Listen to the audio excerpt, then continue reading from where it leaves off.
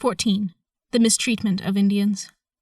One of the first things I saw on arriving at the Indian reservation was the persistent abuse of the Indians at the nearby mining town, 12 miles away.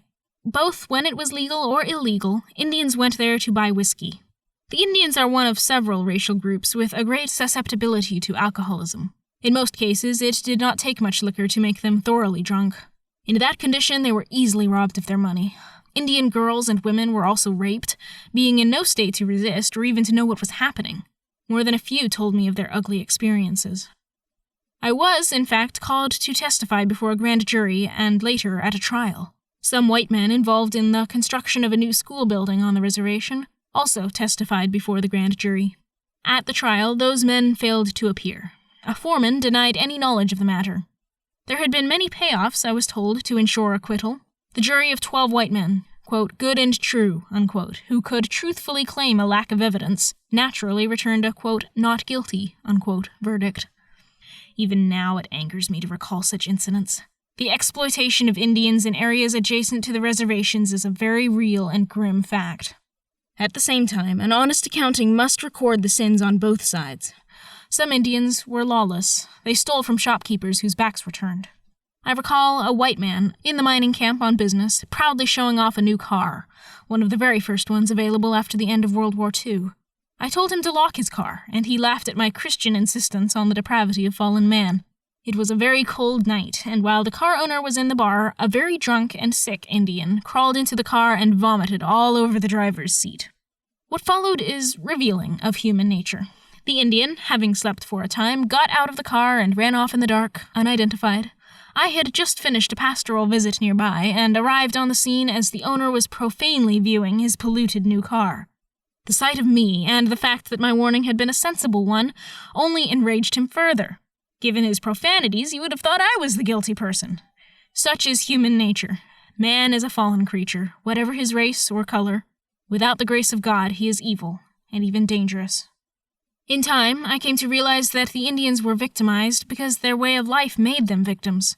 They could see that the Christian Indians prospered and were not victimized, but they preferred to follow their own fallen ways and to complain about exploitation. To illustrate, one of the Indian elders of our church, Guy Manning, was a Shoshone. He was part white and perhaps part Chinese, blonde and blue-eyed, a remarkable Christian, and a man with a good sense of humor. Besides his cattle, he had an apple orchard and kept bees and sold honey. He also had a family garden. The war took his sons into various branches of the service, and he had his cattle and hay meadows and those of his sons to care for. He was arthritic and could not mount a horse without help. When he irrigated the hay fields, a young granddaughter accompanied him, to run for help in case he stumbled and fell because he could not get up without help. One Sunday afternoon, he took the family for a picnic at Lamb's Creek Reservoir. After eating, he stretched out to nap, his hat over his eyes, while the children fished. Suddenly, he was awakened by his granddaughter screaming, "Grandpa, Grandpa, there's a rattlesnake on you!" He looked under the brim of his hat to see a very large rattler crawling over him. Instantly and instinctively, he jumped up and landed some feet away. As he flew through the air, the rattler turned and struck at him, its fangs clinging to Guy's coat for a moment before it fell off. Guy stood there in shock, amazed at his prodigious leap. Quote, "Better than I ever did when I was young," unquote, he told me.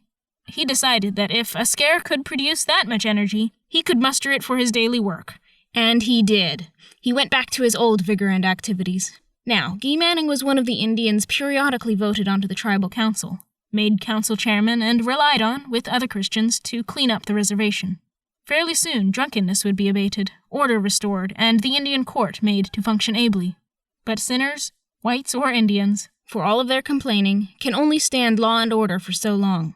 As a result, non-Christians would be voted back onto the council, the situation would deteriorate until it became intolerable, and then the Christians would again be voted in, albeit briefly.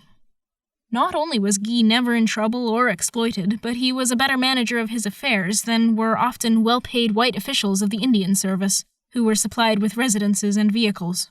White officials would try to, quote, protect, unquote, the Indians by controlling their cattle receipts. I recall a top agency official pressuring Guy to allow him to keep his cattle check and pay the Mannings' bills. Guy refused, but the official still refused to turn over the check.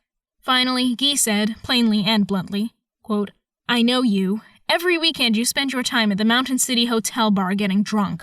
Why should I turn over my affairs to a man like you?" Unquote. The official never forgave him. In another instance, Guy exposed the misuse of tribal and other funds by a superintendent, a fanatical Catholic who was determined to save the Indians from the Protestant mission with misappropriated funds.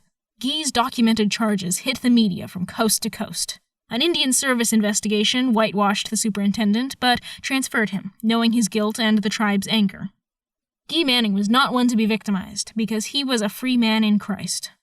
To cite one more example, a girl, Josephine Roa, half Shoshone and half Hispanic, was highly intelligent, thoroughly godly, and a beautiful person. She was one of 3 sisters, all Christians. Josephine was a grace-filled woman. In any community or group she would have stood out, as did Leah Manning and others in our church.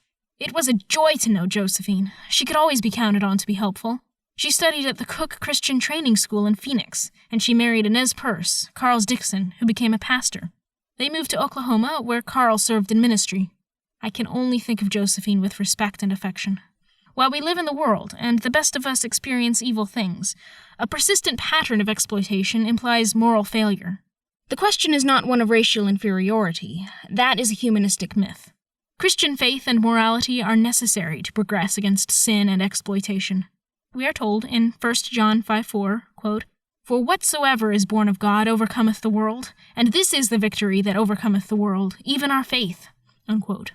I reminded Indian groups that when missionaries from the Near East and the Mediterranean world first moved into Northern and Western Europe, they despaired at times that the barbarians they met could ever be made into a godly and law-abiding people.